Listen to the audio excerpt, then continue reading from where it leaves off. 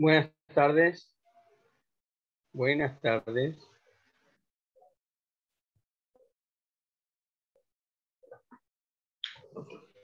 ¿Qué tal? Buenas tardes.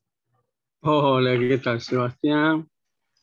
Resulta que yo estoy reemplazando a Karina habitualmente, entonces por eso mi computadora se quería conectar con mi Zoom y no con el de ADECA. Ahora estoy con ustedes. Ah, pero esta computadora me veo distinto. Me puse con otra. Bueno, yo soy el ingeniero Álvarez. Voy a hacerle ahí está. Hola, aparecimos, bueno. Logré conectar, sí, logré conectar. Bueno, me alegro mucho, me alegro mucho. Bueno. El ingeniero Gleiser, ingeniero de la UBA, medalla de oro en su momento, ingeniero mecánico, pero Joven brillante. se ha dedicado a todas estas actividades de diseño de celdas flexibles y aplicando robótica, y entonces ha tenido la oportunidad de hacerlo para distintas empresas, PYME, etc. Entonces, él es el más indicado para, bueno, es uno de los más indicados, no vamos a decir que es el mejor del mundo, pero bueno, ha sido alumno mío, así que es un alumno especial. Así que se los presento y va a quedar a cargo de él este webinar de presentación de su curso en su momento. Y bueno, también nos va a tirar algunas buenas pistas para el tema de la robotización. Desde ya, bienvenido, adelante, Jorge. Bueno, Eduardo, bueno, antes que nada agradecer a todas las Te voy a autoridades. tener que dejar, te tengo que pasar el mando, eso sí. ¿Qué quiere decir? Para que puedas compartir, etcétera. Claro, yo quiero compartirla.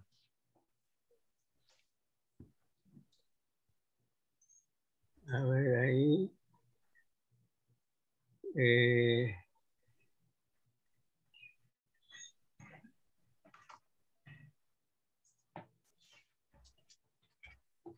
Make host, ahí está.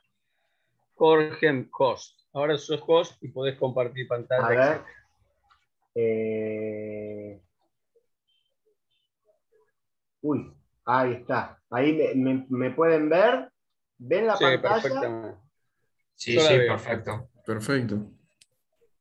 Un segundito que a mí esto de la virtualidad también me generó un cambio de paradigma. Yo estaba acostumbrado a dar Vas a tener clases. que entrar en esta porque estamos todos en esta ya. Sí, es así, es así. Lo que quiero es, ¿cómo hago para que aparezcan todos, que no los veo? Ah, no, de costadito no te aparecemos ahí en view, ahí aparece, digamos, no vamos a aparecer todos, va a aparecer una tirita nomás. Una tirita, bueno, perfecto. Pero, qué extraño. No sé, pero yo tengo un icono que me permite poner, digamos, distintos tipos de vista. Sí, disculpen la desprolijidad, ya arrancamos. No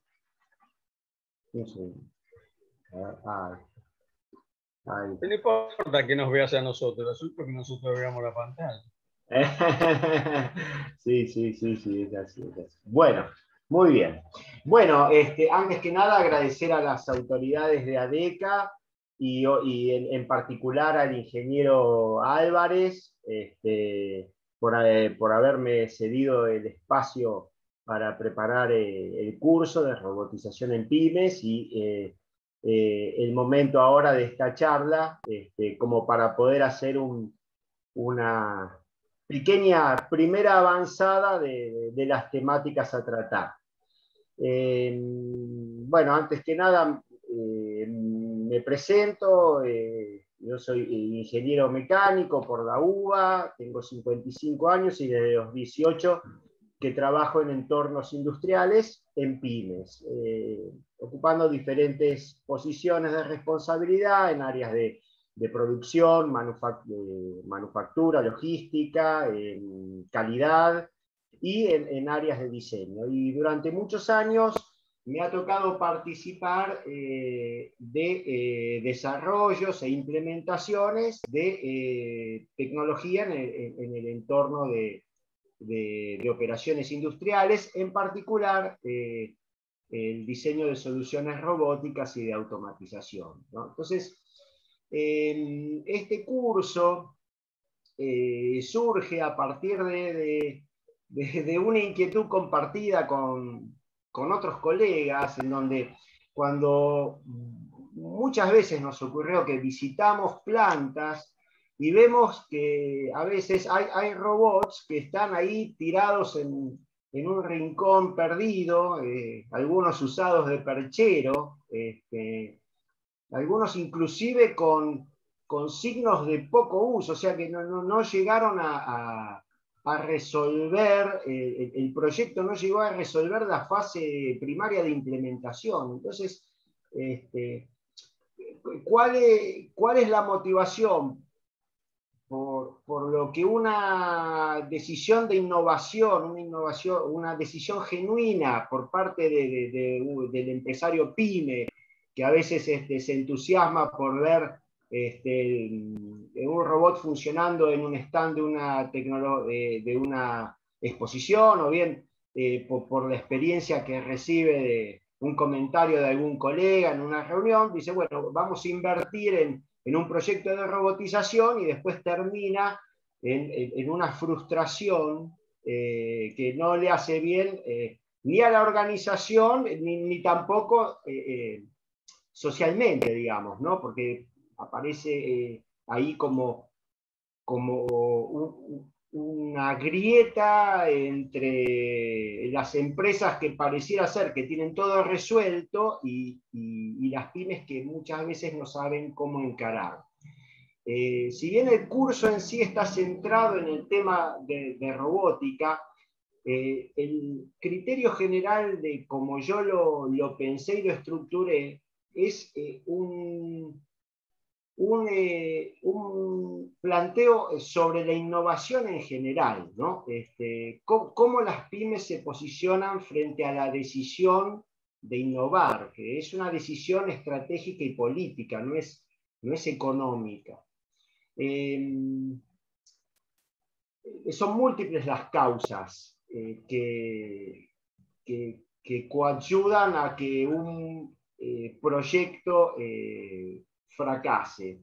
De la misma manera, hay herramientas sobre las cuales se puede trabajar para poder minimizar los riesgos de implementación y lograr una implementación razonablemente exitosa, haciendo una curva de aprendizaje. Cuando empezamos a armar las temáticas, claro, la primera pregunta es un problema... Disculpen, ¿no?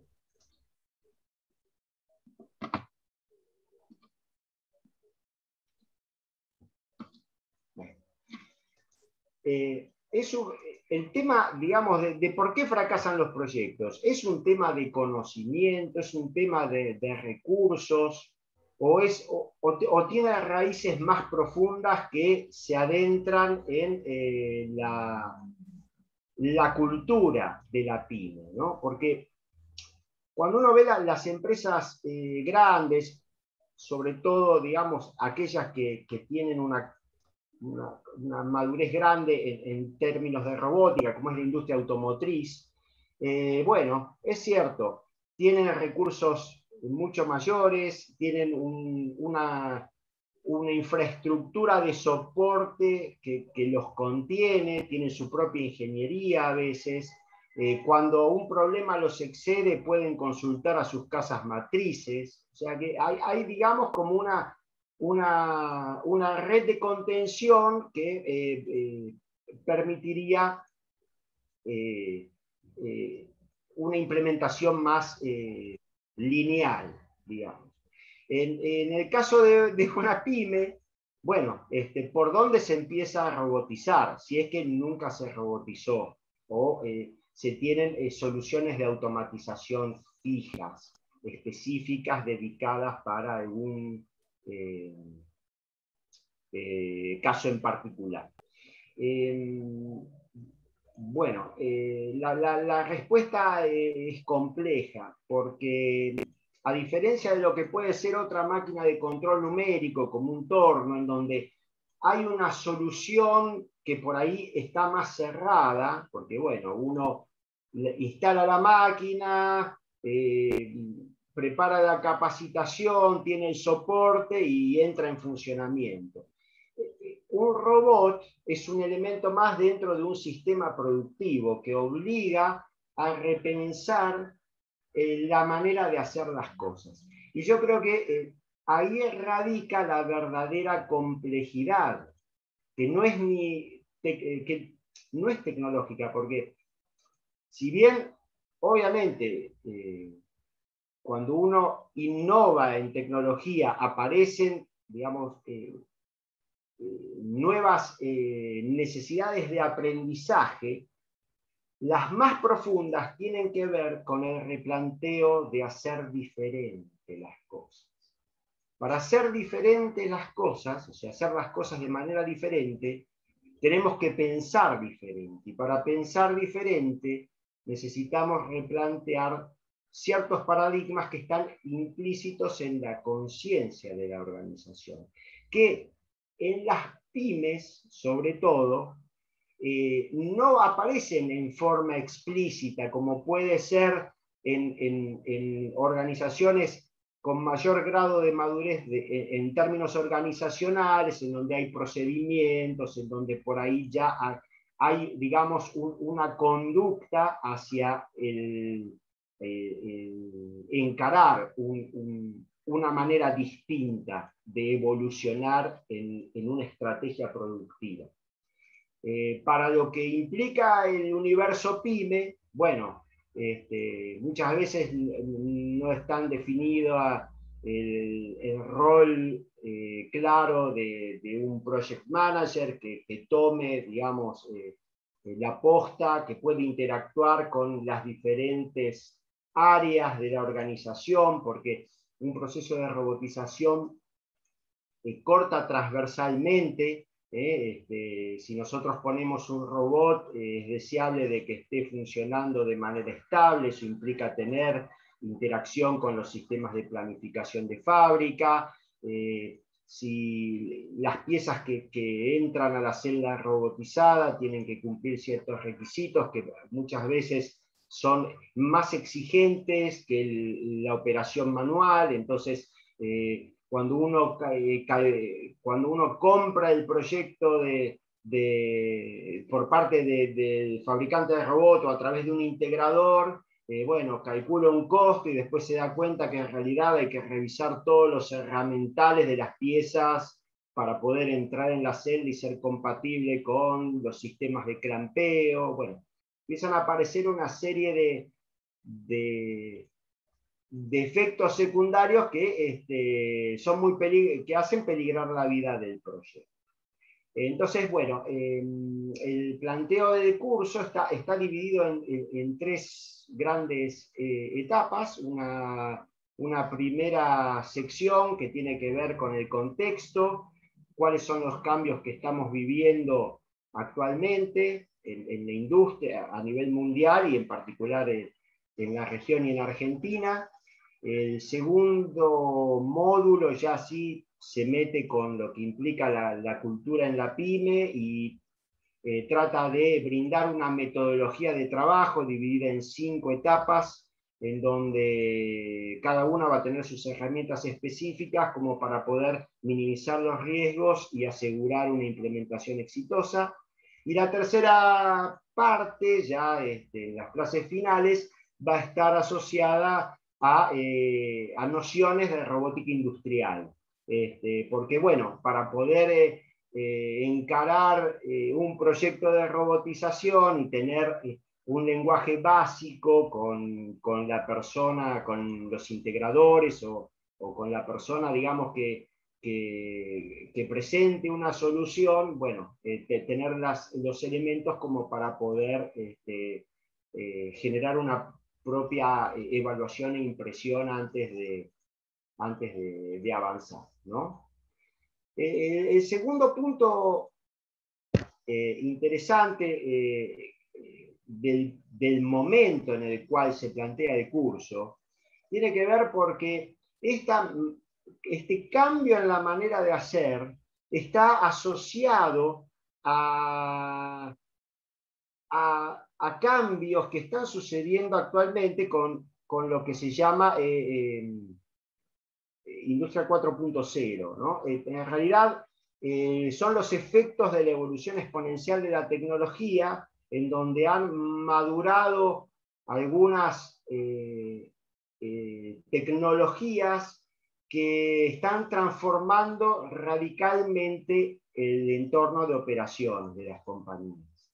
El modelo de desarrollo industrial y económico de todo el siglo pasado, que es el modelo de industrialización planteado por Ford, por Henry Ford, la línea de producción, un modelo basado en la estandarización y en la eficiencia, se está resquebrajando, desaparece para dar lugar a ecosistemas productivos formados por sistemas ciberfísicos en donde interactúan robots con otras máquinas, robots con humanos en estrategias colaborativas, o humanos soportados por tecnologías como exoesqueletos para resolver la ergonomía, como herramientas de realidad virtual, como para poder seguir instrucciones de trabajo o para poder verificar operaciones de ensamblaje. Bueno,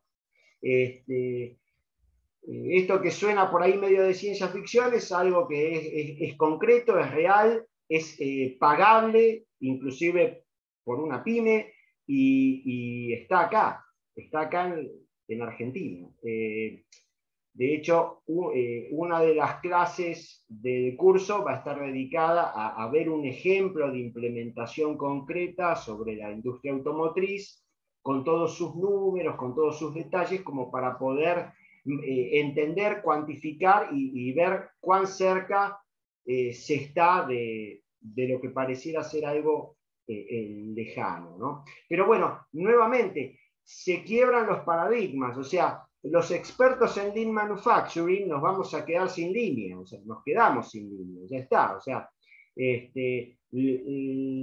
toda no sé si algunos de ustedes han trabajado en la industria automotriz. Bueno, aquellos que hemos tenido oportunidad de estar en la industria sabemos que todo esfuerzo es válido para evitar la palabra nefasta que es la parada de línea. Todo es válido, pero bueno, la línea no puede frenar. Bueno, el just in time desaparece y aparece, digamos, da lugar a lo que es el just in sequence, ¿no? En donde hay un sistema adaptativo en tiempo real, en donde una inteligencia artificial interpreta preventivamente que hay cuellos de botella y reacomoda, reorganiza en el momento, y bueno, esa parada de línea que implicaba en realidad una estructura rígida en donde hay logística y producción asociadas y vinculadas rígidamente, las desacopla. Y entonces tenemos operaciones que se realizan en centros generalistas con una robótica ya no cerrada, una robótica de celdas, así como desde los primeros... este año se cumplen 60 años de la primera instalación de un robot industrial en General Motors, ¿no? Entonces, el primer paradigma de la robotización era, bueno, los robots son caros y son peligrosos. Bueno, hace varios años ya un fabricante de robots ofrece robots en parques de diversiones en donde ponemos a los chicos en la mano del robot, en el gripper del robot. ¿Eso qué quiere decir? Que lo caro y peligroso pasó a ser, digamos, seguro, como para poner a nuestros hijos, y lo suficientemente económico como para poder amortizarlo con una entrada de... ¿no? Entonces, bueno, ahora hay otra vez otro cambio de paradigma muy fuerte, que hay que estar en las pymes también, que tiene que ver... Hola, hola. ¿Escuchan?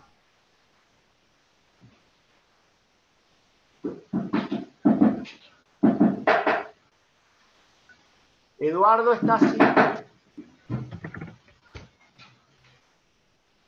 Se escucha, sí, pero hay un ruido de fondo como un martilleo. Ese martilleo no es de aquí, no sé quién. Hay alguien que debe tener el micrófono prendido y sí, no es mío, ¿eh? No es mío.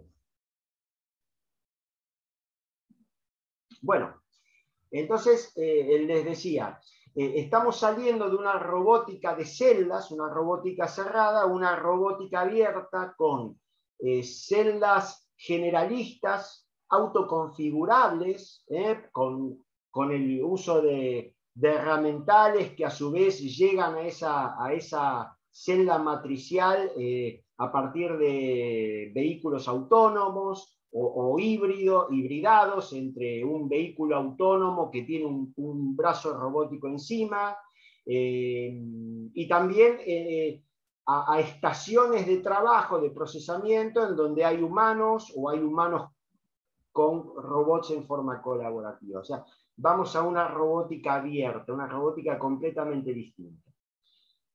Entonces, bueno, también me parece que estas nuevas maneras de hacer van a tener una implicancia fundamental en el universo PYME, y para eso creo que hay una cuenta pendiente por parte del gobierno, por parte de las universidades, por parte de las organizaciones, de poder transmitir y generar conciencia para que las pymes puedan tomar esos cambios, aprovecharlos y, bueno, transformarlos en una oportunidad de crecimiento. Bueno, no sé si han esta filmina sintetiza un poco lo que les venía diciendo antes. La persona que aparece ahí es Raymond Kurzweil, es gerente de tecnología de Google, no sé si seguramente lo habrán escuchado nombrar. Él tiene una frase, acuñó una frase que es la segunda mitad del tablero, haciendo referencia a la dinámica exponencial de los sistemas, en particular la fábula de la creación del tablero de ajedrez, ¿no? En donde a partir de un grano de arroz, en las primeras 32 casilleros, o sea, en 32 iteraciones, ya llegamos a 421 millones. Pero ya una vez que pasamos a la segunda mitad del tablero, ya el sistema toma tanta masa crítica que hace que se dispare a 18 trillones. ¿No es cierto? O sea, varias veces la producción mundial de granos de arroz. Entonces, eso es lo que está sucediendo ahora. Tardamos 50 años desde Henry Ford hasta poner el primer robot. Pero no vamos y tardamos ahora 50 años para salir de ese robot que estaba, digamos, reemplazando a un ser humano en algo muchísimo más adaptativo. Pero no van a pasar 50 años más para volver a ver un nuevo cambio disruptivo. Y bueno, acá hay dos fotos que están tomadas en el mismo lugar, que creo que también sintetizan un poco el cambio y la naturaleza del cambio. Estas dos fotos están tomadas en San Pedro. La del 2005 está tomada en la asunción de Benedicto XVI, y la otra, la de 2013, es cuando asumió el Papa Francisco. Entonces podemos ver cómo en el 2005 hay una sola persona con un celular con tapita, ahí. Y fíjense en 2013, ¿no es cierto? Solamente 8 años lo que implicó, digamos, la democratización en términos de tecnología. Ahora bien, 2013 es prehistoria porque en el 2013 no teníamos Google Maps como lo tenemos ahora en los celulares. Entonces, la cinética del cambio es cada vez mayor y las pymes van a tener que estar preparadas para eso. Hay mucho escrito, es difícil definir dónde va a ir todo esto, pero sí podemos caracterizar ciertos aspectos del cambio. Podemos decir que es disruptivo, que es irreversible, que está cada vez más acelerado y que es democrático en términos de que ya va a afectarnos a todos, ¿sí? Seamos empresas grandes o empresas chicas.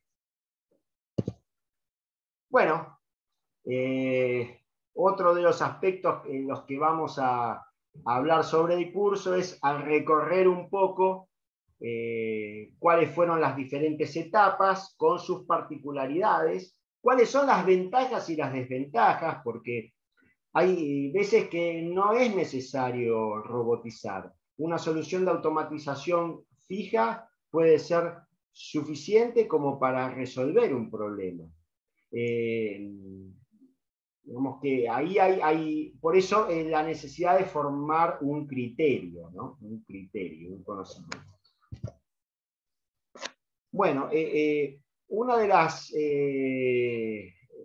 partes, digamos, que hacen al contexto tiene que ver con el análisis del mercado de los robots. Vamos a verlo en profundidad en el curso.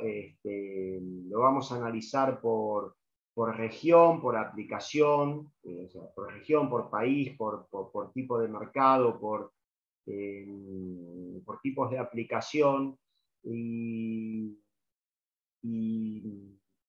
Pero sí quería señalar, aunque sea, estos dos descriptores que muestran hacia dónde va, ¿no? Cómo va acompañando las ventas de robots. Si ustedes se fijan, salvo en el 2019, en donde, bueno, todo el tema del COVID afectó, si bien abrió otros negocios en todo lo que tiene que ver con robots de servicios de sanitización y robots médicos, pero para lo que fue la industria hubo una caída. El resto de los años, si vemos de 2009 a 2018, pasamos de 60.000 unidades a 422.000 ventas. Estos datos los genera lo que sería la Asociación de Fabricantes de Robots. Y lo mismo también si vemos el stock de robots industriales que están operando a nivel mundial.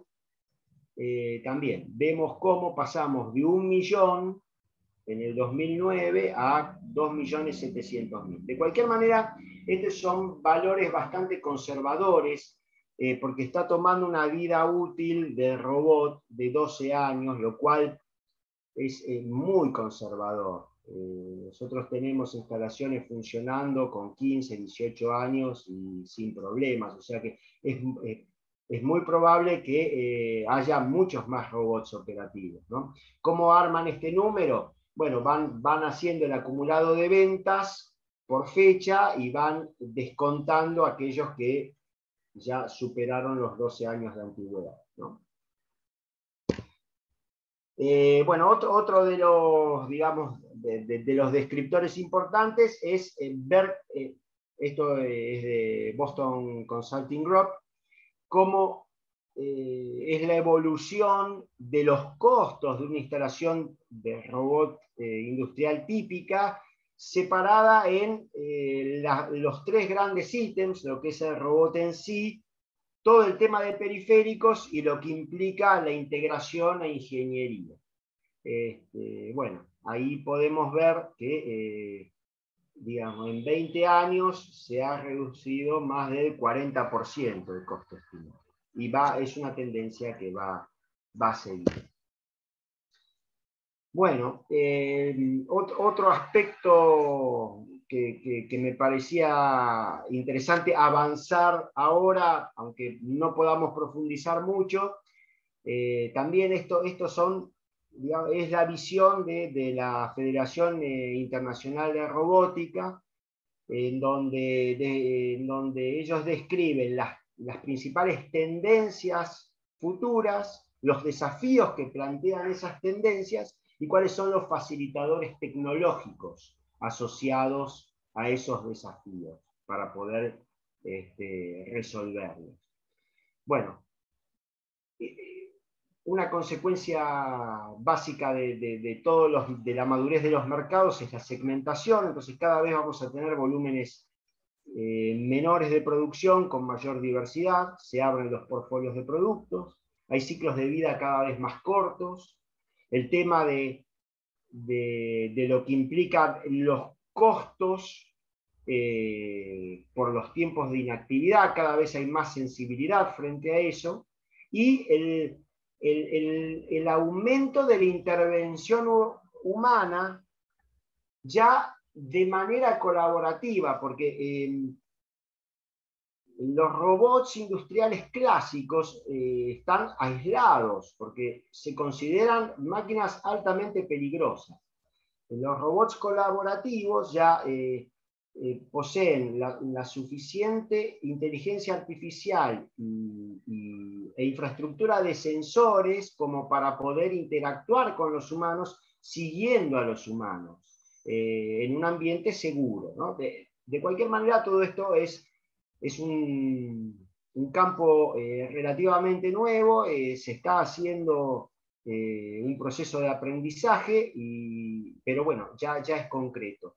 Ya es concreto. Y en negrita, si ustedes se fijan, aparecen el ítem específico referido a las pymes, en donde, bueno, se menciona la falta de expertise y de integración, y ¿cómo se resuelve? Bueno, los fabricantes están invirtiendo cada vez más en lograr robots que sean más fáciles de usar, con programación intuitiva, bueno, interconexión plena como para poder tener asistencia remota, etc. Bueno, este cuadro también resume un poco lo que vinimos hablando, el tema de la industria 4.0, los robots colaborativos, Internet de las cosas, inteligencia artificial, robots livianos, la salida de lo que era la programación clásica a una programación por prueba y error, aprendizaje por video, o sea, cada vez más fácil y más intuitivo el hecho de la puesta en marcha de las instalaciones. Robots interconectados, ya no solamente en una fábrica, sino con monitoreo por el fabricante, con capacidad de hacer a través de Big Data análisis como para elegir mejores soluciones desde el punto de vista del servicio de postventa del fabricante o del integrador. O sea, empiezan a aparecer modelos de negocio que, bueno, pueden ser fácilmente implementados en las pymes y pueden tener, digamos, grandes réditos. Bien, acá opina de todo. Bien, acá opina de todo. Está bien. Opina desde que estoy con el calentador. ¿Qué haces con el calentador? Sí, te caga pedo. Hola. Hola, ahí se escucha. No sé, ¿tuvieron una pregunta? ¿Quieren consultar algo? No sé. Veo que todos tienen el micrófono apagado. No sé, me gustaría que si pueden abran y si quieren hacerme una consulta hasta ahora, después igual vamos a abrir un espacio para preguntas, pero bueno, sí me gustaría por ahí tener algo de interacción. Les vuelvo a repetir, yo estoy muy acostumbrado a caminar las aulas, ¿no? Así es un poco difícil a la distancia. No sé, hasta hoy, ¿quieren hacerme alguna consulta? No, ese era un micrófono que estaba prendido, digamos, ocasionalmente.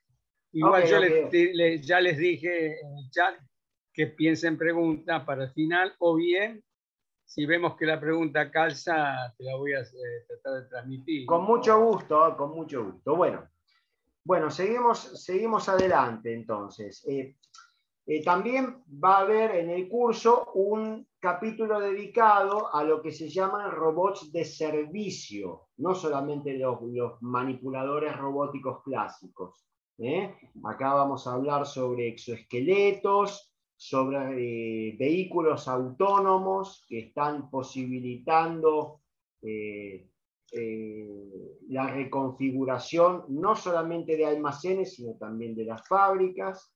Y bueno, vamos a ver también cómo es el mercado de cada una de estos productos y el impacto sociológico que va dando. Por ejemplo, en las líneas de montaje automotriz hay como una edad límite de 40 años como para estar ahí al frente del ensamblaje. Con el uso de exoesqueletos, bueno, eso ya deja de ser un limitante y tenemos a una persona con mucha experiencia de años de fábrica con la capacidad o la limitante física resuelta, ¿no? Entonces, esto de los exoesqueletos no son armaduras rígidas, al contrario, son, digamos, exoestructuras de fibra de carbono con suficiente inteligencia como para entender cuál es el requerimiento fisiológico de la persona que los está llevando y aportarle la fuerza, la postura, lo que necesite como para ayudarlo en su tarea sin interrumpirlo, ¿no? O sea, bueno, ya eso también es un tema que es interesante, aparte son de bajo costo y bueno, va a reconfigurar nuevamente el tablero.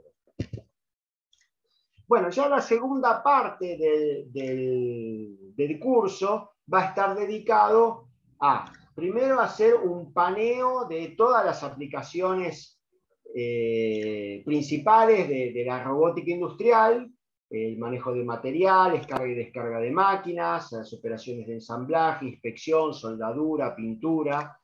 Y para cada aplicación vamos a hablar las particularidades que tienen, tanto los robots como las instalaciones, como las capas de software necesarias. Bueno, vamos a ir dando ejemplos de casos para que si el día de mañana es necesario plantear un proyecto de robotización, bueno, por lo menos ver qué puntos macro habría que tener en cuenta para cada aplicación específica. Después, bueno, vamos a ir hablando de las flores y los sinsabores de robotizar en el entorno PYME, ¿no? Muchas de ellas son evidentes, otras no tanto, ¿no? Lo de mejoras, digamos, las ventajas de robotizar implican mejoras en la calidad de producto, incrementos de eficiencia, el tema de la seguridad operativa, la reducción de costos, la mejora en lead times de manufactura y los incrementos de productividad, en costo de producción por persona hora, ¿no? Y los problemas más grandes son, sobre todo culturales, como habíamos mencionado inicialmente. El tema de la falta de madurez de la organización, cómo se alinean esta estrategia productiva de meter robots con los demás procesos, la adaptación del sistema a la operación tradicional en términos ya a veces exógenos, por ejemplo, a la celda de robot vienen piezas que están compradas en un proveedor externo, ese proveedor tal vez está acostumbrado a entregarnos en función de su conveniencia y por ahí no en una estructura estable, más consistente, que bueno, puede traer problemas en el momento de la operación. El soporte de inicio de la operación, o sea, a quién uno compra el robot, cómo lo compra, cómo lo integra, qué tipo de soporte, qué tipo de capacitación, cómo va a ser la curva de aprendizaje dentro de la organización. Bueno, todo eso vamos a discutir. Y el tema del contexto, los potenciales problemas de personal, o sea, si el robot va a ser visto como un competidor de los humanos, si, bueno, todo eso en realidad tiene que ver con cómo se origina el proyecto, cómo se plantea, cuál es la estrategia. O sea, no solamente tecnológica, sino de recursos humanos, de operaciones, o sea, tiene que haber una coherencia entre la estrategia de operaciones y la estrategia empresaria. Si es que existe de manera planificada, o muchas veces en las pymes hay una estrategia emergente. Así que va a haber todo un capítulo dedicado también a la formulación de estrategias y al planteo de la estrategia, como contexto para poder después decir, bueno, encaro un proyecto de tecnología. Bueno, dentro, digamos, de los grandes grupos. Tenemos varias preguntas también por ahí, ¿eh? Bueno. ¿Quieren que hablemos? ¿Quieren que avancemos? Y después avanzamos con las preguntas. ¿Qué prefieren? Y un par de preguntas puedes decir, va. Sí, a mí me parece fantástico. Y así, y después seguir. En base a su experiencia, Sebastián Álvarez, creo que es de UTN, en base a su experiencia y en lo que mucha gente tiene miedo por lo general, cuando se reemplazan los operarios por robótica, que es más rentable capacitar a esos empleados que ya se tiene para mantenimiento de dichos automatismos, o qué es más rentable, capacitar esos o contratar a gente ya capacitada. Bueno, la pregunta es compleja en términos de, porque nuevamente va hacia el contexto. ¿En qué contexto vamos a robotizar? ¿En un contexto de incremento de capacidad productiva o queremos robotizar para reducir costos y sacarnos de encima operarios problemáticos? Si vamos por ese camino, el proyecto va a fracasar, porque en realidad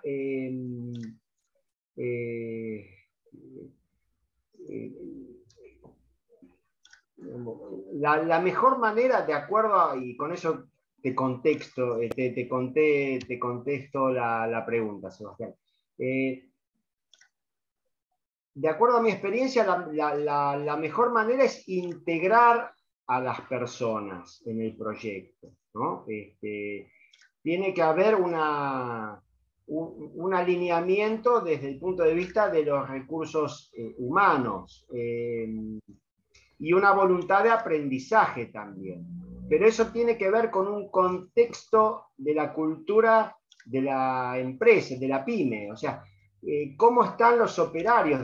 Cuando uno recorre una fábrica, rápidamente se da cuenta del humor que existe, ¿no es cierto? Entonces, tiene que ver con el clima. Hay un clima propenso al aprendizaje, que el aprendizaje inherentemente, necesariamente tiene que tolerar ciertos errores, o no, o hay una cultura de castigo, digamos, de crimen y castigo. Entonces, es difícil.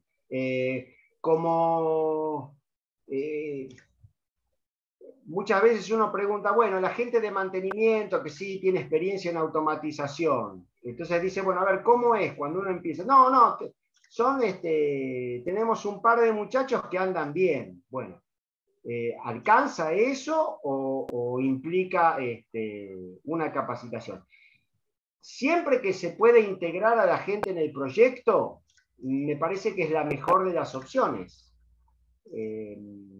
Es la que va a garantizar que cuando surjan los problemas, que van a surgir porque es parte inherente del aprendizaje, haya voluntad para resolverlo, porque la aptitud siempre está por encima, la actitud está por encima de la aptitud, ¿no es cierto? O sea, la capacitación, si uno tiene voluntad, va a aprender. Ahora, si uno no quiere aprender, bueno, ya es otro tipo de problema. Pero los robots no van a resolver eso. Los robots no van.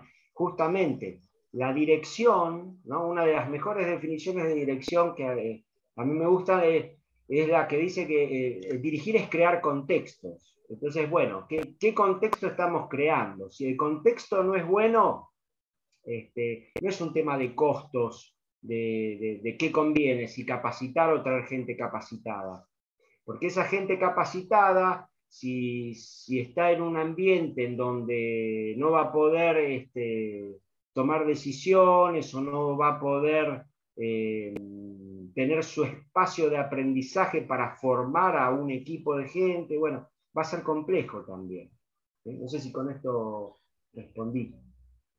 Bueno, ya es una contestación. Después habrá como para pelearse. Pero en general está bien. Lo mejor es crear un buen clima de trabajo y ir lo más posible con la gente de adentro. Esa es lo que me queda a mí. Hay otra interesante. Sí. Y esta es verdad porque yo me topé con esto, me vinieron a consultar. Sí. Hay una gran variedad de robots chinos, muy baratos, comprados comparados con las marcas conocidas. Sí. Los TH, ¿no? Parecen ofrecer facilidad en el manejo, conectividad. ¿Los conoces esos equipos? ¿Serán recomendables? Bueno, por norma, los robots chinos. Sí, por norma, por una cuestión ética, no hablo ni bien ni mal de los fabricantes, ni de los implementadores, porque uno escucha anécdotas y desastres. Pero no voy a evadir la pregunta, la voy a tratar de responder de la siguiente manera. Los chinos compraron KUKA, ¿sí? Angela Merkel hizo lobby para evitar que una industria estratégica de 127 años en ese momento pase a manos chinas. Pero bueno, pusieron los euros y se acabó la discusión. Entonces, el mercado chino es gigantesco. Buena parte de la presentación, después cuando veamos los números, van a ver cómo es el crecimiento chino, o sea, en términos de robótica. Yo creo que tuvieron una decisión estratégica de retrasar la robotización, política de Estado, de retrasar la robotización para generar una masa crítica de técnicos con expertise y con digamos, un lenguaje común, como para después sí avanzar en la automatización. Pero primero ellos querían gente que se ensuciara las manos y que supiera de fierros antes de pasar, digamos, a apretar botones. El mercado chino es gigantesco, hay excelentes marcas y hay marcas que son malas. Ahora bien, no hay robots a cuerda, o sea que con esto que quiero decir, que el que es capaz de fabricar un robot, bueno, tiene un cierto nivel de tecnología. Ahí el factor diferenciador va a representar el soporte técnico que tenga. O sea, ¿cómo llega ese robot a la pyme? Llega porque se compró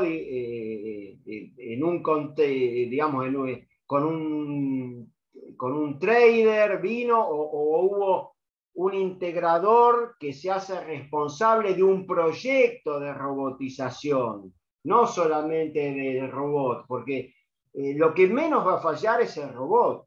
O sea, toda la otra infraestructura y lo que esté afuera va a ser, digamos, los puntos más vulnerables que el robot en sí. Pero bueno, la marca del robot, bueno, ahora después vamos a avanzar en otra firmina en donde aparecen los parámetros de selección de los robots.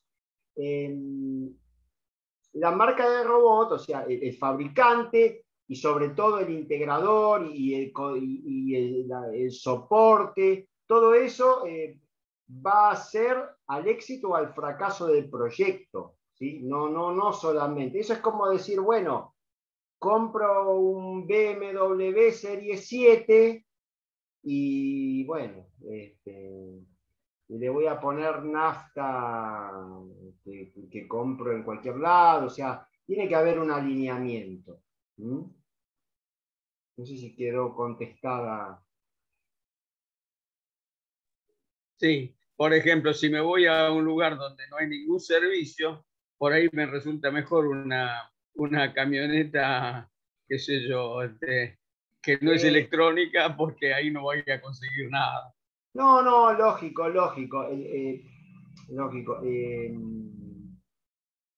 Hay marcas que son malas, hay marcas que tienen cierta experiencia.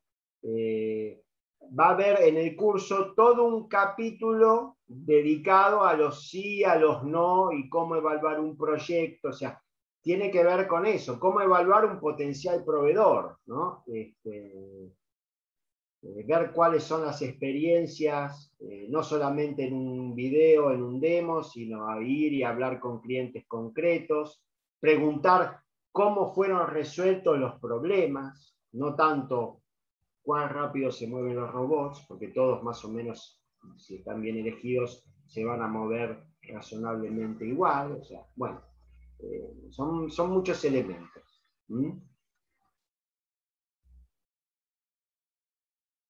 Acá hay alguien que habla de la diferencia que está en el software muchas veces.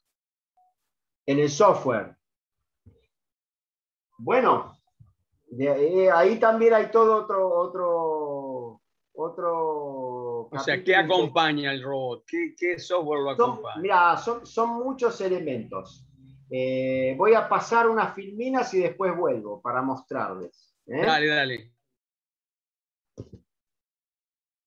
O estas de acá, bueno, las paso rápido y después vuelvo a la pregunta. Esto en realidad tiene que ver con lo que vinimos hablando. En el curso lo que vamos a hacer es armar una estructura de autodiagnóstico sobre diferentes dimensiones, como para poder prepararnos para decir, bueno, sí, estamos preparados, tendríamos que reforzar acá, reforzar allá, para poder encarar un proyecto de robotización, en términos de cultura, de contexto, de producto, de procesos, de infraestructura, en términos de recursos humanos, en términos de los proveedores y sobre todo en términos de los clientes. Vamos a invertir, los clientes lo van a reconocer, vamos a poder, digamos, tener un repago.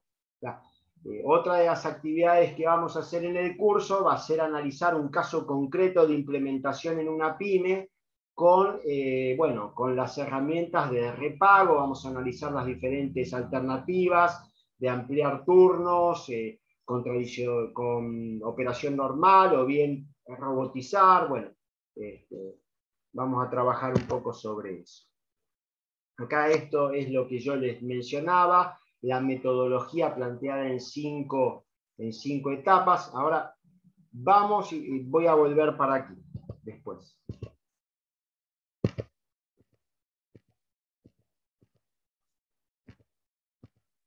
Les quería mostrar esto.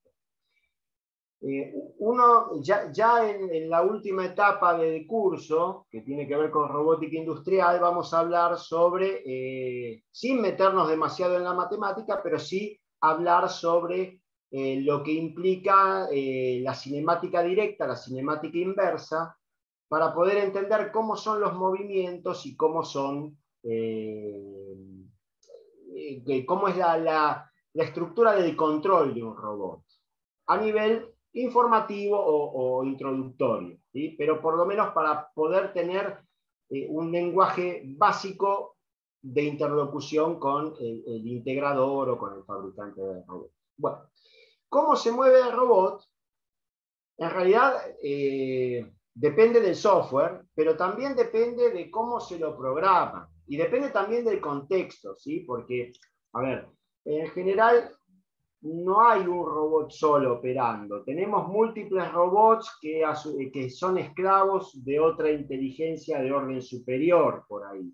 Pero en el caso de tener un robot también puede ser que no esté solo, sino que esté operando interactuando con otras máquinas, lo cual implica diferentes capas de software de comunicación y capas también de software de movimiento. Por ejemplo, un robot de soldadura con aporte, en donde ahí hay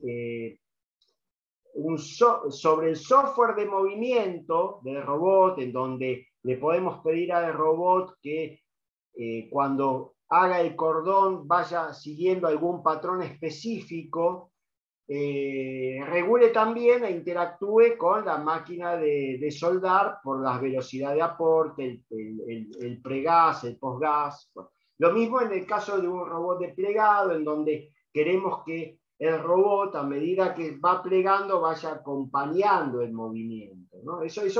Por eso, la eficiencia del movimiento depende de diferentes factores. Algunos ya están cerrados por el fabricante, que ofrece la solución para el plegado, para la soldadura.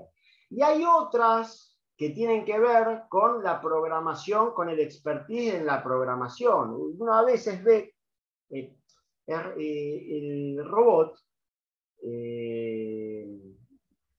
tiene dos formas básicas de expresar sus coordenadas en términos matemáticos: el espacio de las articulaciones o el espacio cartesiano. Entonces, pasar de las articulaciones al cartesiano se llama la cinemática directa. Eso es, yo muevo cierta cantidad de grados cada una de las articulaciones y veo a dónde llego. La cinemática inversa es un problema más complejo que tiene que ver con: estoy en este punto y quiero ir a este punto. ¿Qué rotaciones tengo que dar a cada articulación para ir desde ahí hasta ahí? Y eso implica resolver una matriz, un sistema de ecuaciones que no tiene solución única. Y muchas veces puede degenerar en singularidades, que es cuando aparecen coplanaridades. ¿Por qué les digo esto? Porque a veces uno camina y ve la planta, ve un robot funcionando y ve que cuando la cinemática se acerca a una singularidad, hay infinitas soluciones. Entonces el robot empieza a enroscarse innecesariamente sin moverse, ¿no? Eso,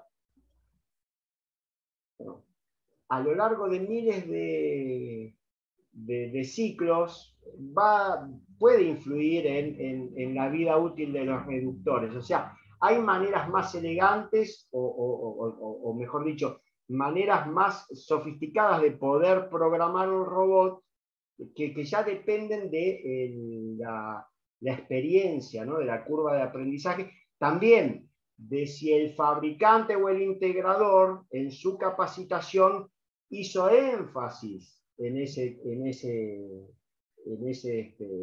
estos puntos, ¿no? Lo mismo ocurre cuando, por ejemplo, nosotros podemos hacer que el robot llegue a un punto, porque a veces necesitamos que esté específicamente en ese punto, o que pase tangencialmente por ese punto. Entonces, si el robot llega al punto, nosotros estamos obligando a que actúen los frenos del robot. Entonces, a veces es innecesario eso, porque solamente queremos definir un punto dentro de una trayectoria de movimiento a otro área de proceso más significativa. Entonces, a veces uno ve que el robot se mueve así, ¿no? Digamos, como digamos, como por impulso, y eso está mal programado porque es una sobrecarga sobre el sistema mecánico del robot. Bueno, no sé si con esto contesté. O sea, depende mucho no solamente del software y de cómo se usa el software, básicamente. Bueno, pero ¿sabes qué? Por ejemplo, todos los software de simulación que permiten hacer No. En relación a lo que implica el gemelo digital, sí, por supuesto. Nosotros vamos a trabajar, en el curso vamos a trabajar con un simulador, ya en la parte final vamos a ver casos de celda y por supuesto, o sea, cualquier proyecto de robotización necesariamente en la etapa de diseño y de validación necesita ser simulado, por supuesto, tiene que ser simulado. Independientemente que después el simulador va a poder ser utilizado para programación offline, bueno, para simulación de optimizaciones, bueno, tiene toda otra serie. Pero sí. Por ahí no interpreté la pregunta. No, por supuesto. Es una recomendación básica que cualquier proyecto de implementación tenga una etapa de validación en un ambiente virtual, digital. Creo que puedes seguir, porque no hay pregunta. Bueno, voy a volver atrás un momento para señalar un punto importante, digamos. Bueno, entonces, en el curso vamos a hacer el desarrollo de estas cinco etapas metodológicas para poder llevar adelante un proyecto de robotización, pero también, les vuelvo a repetir, es aplicable a un proyecto de innovación tecnológica en sí. Y con un énfasis en la prevención, porque parece por ahí redundante, pero acá podemos ver cómo son los costos del proyecto versus las oportunidades de mejora a medida que va avanzando la vida útil del proyecto, ¿no? Y son inversas. Mientras las ideas están en el papel, los cambios son simples y económicos. Cuando ya pasamos a los fierros, los cambios son cada vez más costosos y complejos, ¿no? Entonces, muchas veces el entusiasmo y la falta de una idea concreta, porque después arrancamos y después nos damos cuenta que tendríamos que haber hecho otra cosa, y entonces ese ida y vuelta es muy desgastante. Y bueno, entonces lo primero que hay que hacer es poder parar la pelota, repensar la operación y ver si hace falta o no hace falta realmente robotizar, ¿no? No hay que sumar complejidad de caos, básicamente. Y después el otro punto, que esto es algo que los vendedores de robots y los integradores no lo hacen, pero sí uno cuando toma la decisión de invertir lo tiene que tener muy claro, es el enfoque de la justificación gradual. Porque, ¿qué pasa? Uno compara el beneficio, digamos, de lo que podría obtener en la implementación del proyecto contra la situación actual. Pero es muy probable que si nosotros nos tomamos el trabajo con las herramientas adecuadas de hacer una reingeniería antes de pensar en invertir, por ahí con poca inversión podemos lograr ciertos ahorros y podemos ir a una posición, digamos, de más orden. Y bueno, entonces ahí el proyecto de robotización hay que contrastarlo contra este valor diferencial, no contra este. Entonces, bueno, lo primero que hay que hacer es tener el énfasis preventivo, pensar, resolver profesionalmente cómo van a ser los flujos, cuál es la estrategia de operaciones. Y después, sobre esa estrategia de operaciones, ver si realmente se justifica o no se justifica robotizar o cómo robotizar. Y si se da el caso de que hay que robotizar, bueno, ahí hay que evaluarlo a partir de los lineamientos de esta metodología, ¿no? Bueno, hasta ahí hay alguna otra consulta. Sí, tenemos varias consultas. A ver, te las voy a ir pasando. Dale, ¿cómo no? A ver, la primera que se me presenta creo que es así. Bueno, que para al software, yo creo que es más una afirmación que hace Oscar. Oscar ya opinó 2 o 3 veces, pero se ve que tiene algún tipo de experiencia. Está muy bien, está muy bien. Al software de un robot, la cultura, la forma de vida y el orden que tiene quien lo desarrolla, el software, puede orientar o limitar la implementación de un robot en el proceso. Yo creo que acá tenemos dos cosas, ¿no es cierto? Oscar, no sé si se refiere al que genera el software del robot. Mira, en una ocasión te cuento, Jorge, sí. En la tecnológica y en el profesorado técnico, sí, me dicen, escúcheme, si usted está en robótica, ¿por qué no se fabrica el robot? Que ya había uno que lo había hecho en Córdoba, ¿no? Había hecho y se había hecho un programa y se había hecho la simulación. Pero yo le digo, las horas de trabajo de software que hay, porque fabricar los servos, el PLC, el control de los motores, eso es una cosa. Pero después si tenés una máquina de Oski, si no tenés un programa y un software de control y un software de simulación, y eso son miles de horas de programa. No es solamente, ya, son múltiples complejidades para resolver. Te lo digo por experiencia propia porque yo participé en mi época de estudiante del primer robot que se hizo en la UBA, en el laboratorio abierto con el ingeniero Lehmann. Y en ese momento, bueno, ellos tenían un departamento de electrónica, tenían la parte de control y yo tenía un amigo, un compañero de facultad que estaba en electrónica y me dijo, escuchame, necesitamos a alguien que haga la parte mecánica. Y digo, bueno, dale, yo me meto. Y bueno, de hecho, fabricamos, yo conseguí gente que bueno, nos donó los materiales, las horas máquina y lo fabricamos. Y bueno, ahí nos dimos cuenta de la complejidad, obviamente, hay temas vibracionales, hay temas, no es sencillo. Conozco un fabricante muy conocido, no lo voy a mencionar, pero es un referente a nivel mundial, que tiene acá instalación, tiene obviamente soporte técnico acá. Desarmaron un eslabón del robot, de la muñeca, el número 3 creo que era, o el 4, no me acuerdo, y no lo pudieron volver a armar. Y cuando consultaron con la casa matriz, le dijeron, no, muchachos, eso es know-how nuestro. Entonces no es tan sencillo, no es tan sencillo.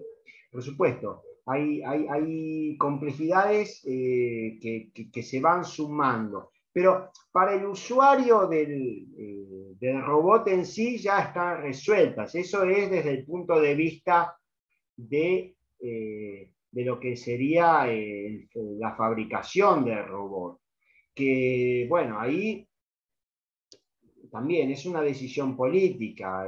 Yo creo que yo no sé hasta qué punto los fabricantes están dispuestos a compartir ese know-how con países, viste, subdesarrollados o con países que no quieren, como, viste.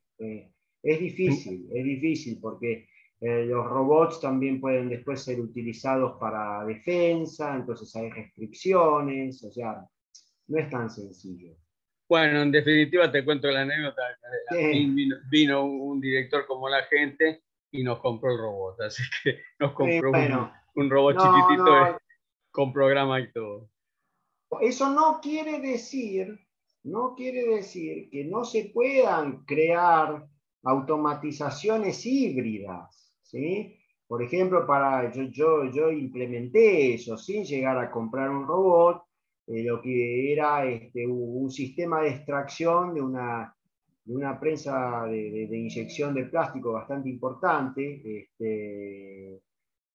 Bueno, y lo armamos, digamos, con componentes neumáticos, perfilería, o sea, hay cosas que se pueden llegar a hacer, pero no son un robot, ¿no? Después, bueno, lo vamos a caracterizar. En el curso vamos a citar justamente acá la ISO 8373, que define la nomenclatura para la robótica, y bueno, ahí hace toda una clasificación, inclusive de lo que las responsabilidades de la función del integrador, de lo que representa la puesta en marcha, la instalación, bueno, está bastante definido eso, ¿no? Bueno, tengo otra más acá. Sí, cómo no.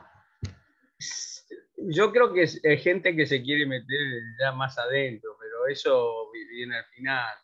¿Cuáles son las estrategias de control típicas que utilizan los fabricantes de robots en sus desarrollos? Sí. Eso, pero nos preguntan a nosotros en qué tópicos están trabajando o están trabajando los fabricantes respecto a las estrategias de control. Yo pienso que eso, podemos imaginarlo, pero no te lo van a contar. No, hay indicios, y de hecho, bueno, en el curso lo vamos a tratar de tocarlo, porque justamente hace al tema de lo que es la robótica avanzada, ¿no? Ahora es como que nos excede un poco en horario y también en el alcance de esta charla, pero en el curso sí lo vamos a poder desarrollar con ejemplos. Entonces a Martín le decimos que venga al curso. Y que venga. Sí, que venga. Sí. Que venga. Vamos a ver, por ejemplo, un desarrollo que ya está a nivel prototípico de robots subacuáticos para operaciones offshore, con vida permanente bajo el agua y con capacidad plena para gestión de reparación de operaciones a nivel subacuático, ¿no? Autónomo y bueno, también de manera monitoreada remota, por ejemplo, y otras cositas más. Bueno, ahí sí hace falta tener, haber leído varios Ogata, ¿no? Bueno, después, para ir concluyendo y pasar a las preguntas finales, contarles que sí, la tercera etapa vamos a hacer un recorrido por la historia de los robots. Esto que ven acá es el primer robot industrial. Parece un tanque de guerra, es un robot que se mueve por coordenadas esféricas.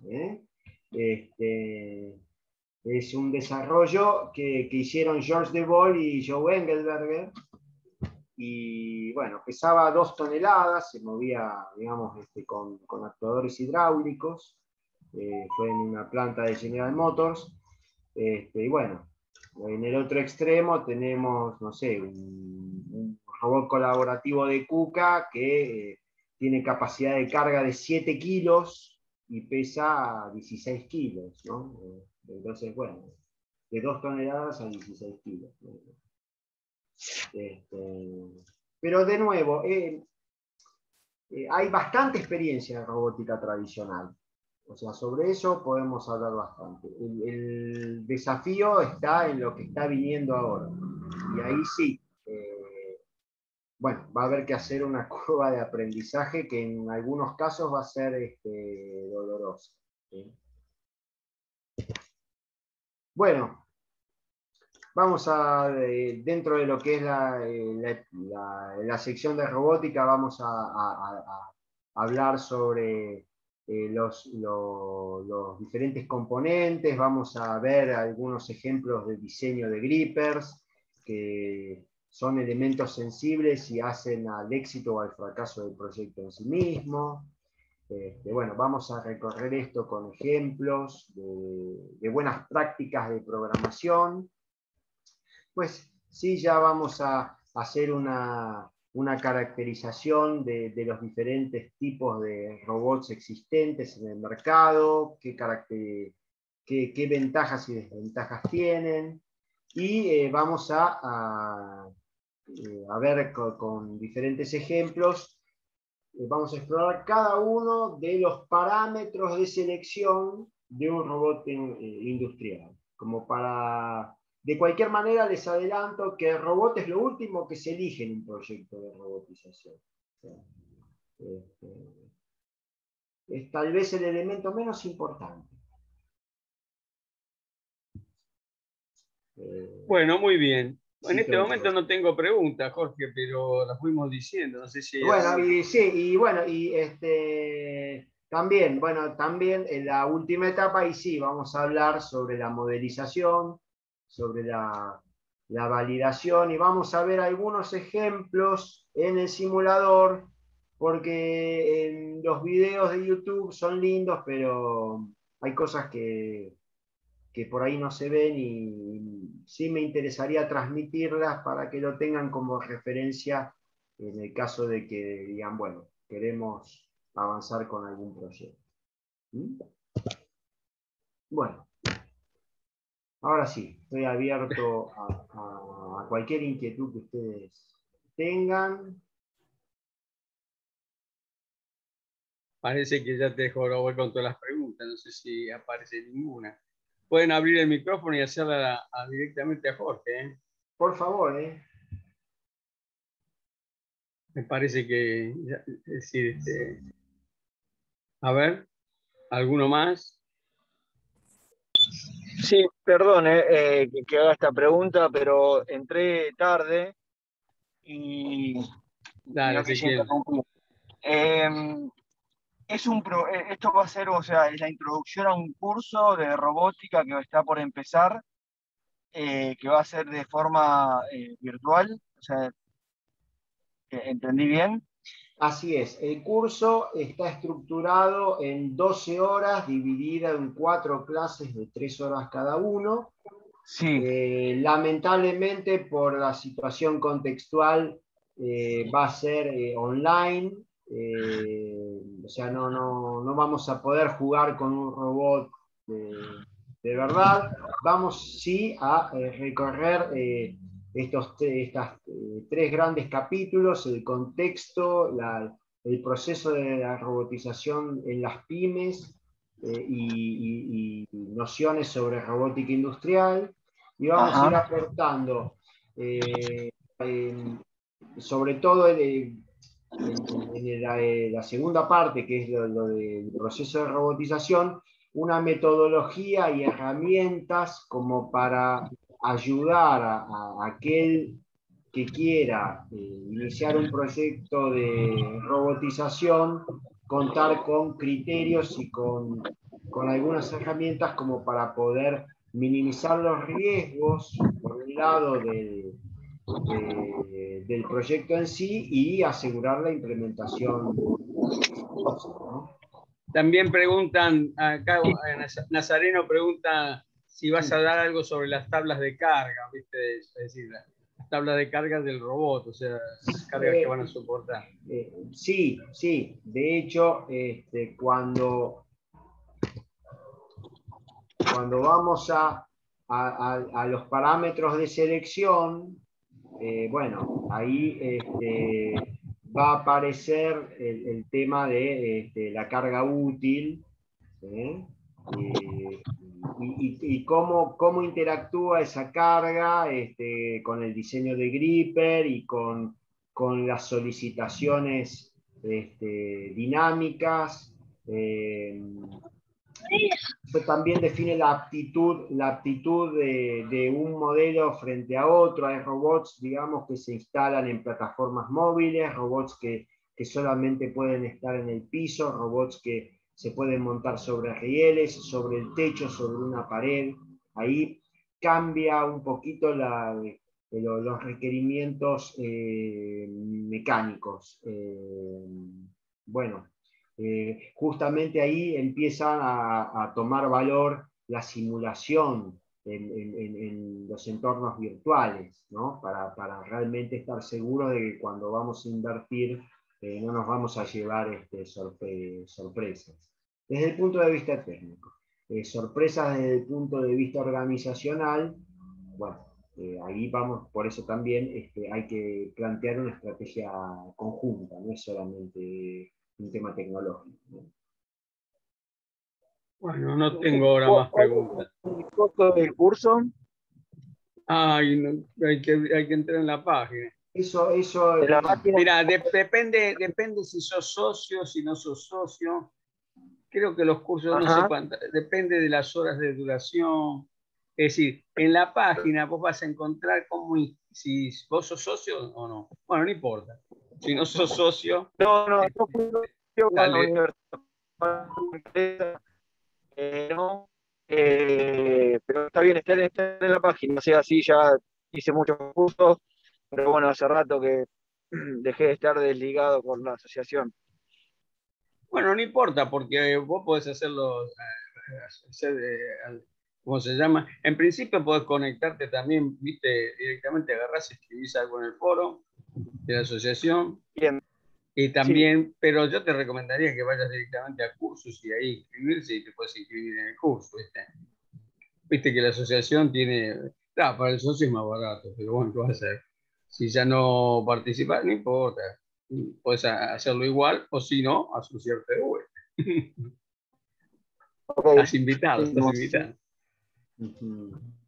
Gracias. Vamos a hacer varias actividades de robótica. El año que viene también hay un curso largo que la da Alejandro Dovico, también un ingeniero de Quilmes y del Instituto Profesor Técnico UTN. Después Jorge va a hacer otra cosa sobre Industria 4.0. Va a haber muchas cosas. Estamos pensando también después, en función de la receptividad, poder armar algo ya por ahí más específico de celdas en sí. Bueno. Celda flexible. Sí. Bueno, muy bien, están todos invitados. Conéctense con la página, pueden hacerlo por el mail, ¿no es cierto? A DECA, o si no, inscríbanse en donde sale el curso, dice inscribirse, pum, se inscriben ahí. Bueno, y ahí abajo les dejo, ese es mi mail. En el caso de que tengan algún tipo de pregunta, dentro de mis limitaciones, y yo se las puedo contestar, con mucho gusto estoy dispuesto a orientar o a lo que haga falta. Igual encima creo que esto lo vamos a subir al YouTube de ADECA. Bien. Así bueno, que... o sea que ahí vamos a estar entonces. ¿Listo? Bueno, ¿listo? Bueno, les agradezco mucho la atención. Nuevamente, muchas gracias, Eduardo, por favor. Y bueno, a plena disposición. Bueno. Ahí Sebastián ¿Tu mail te lo saluda. dejas acá en el chat? ¿Tu mail lo dejas en el chat? Podés ponerlo en el chat, el mail, Jorge. Abrí el chat y escribí el mail. A ver.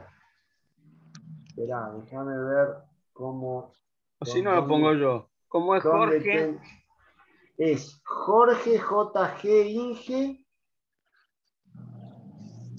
@gmail.com. Jorge JG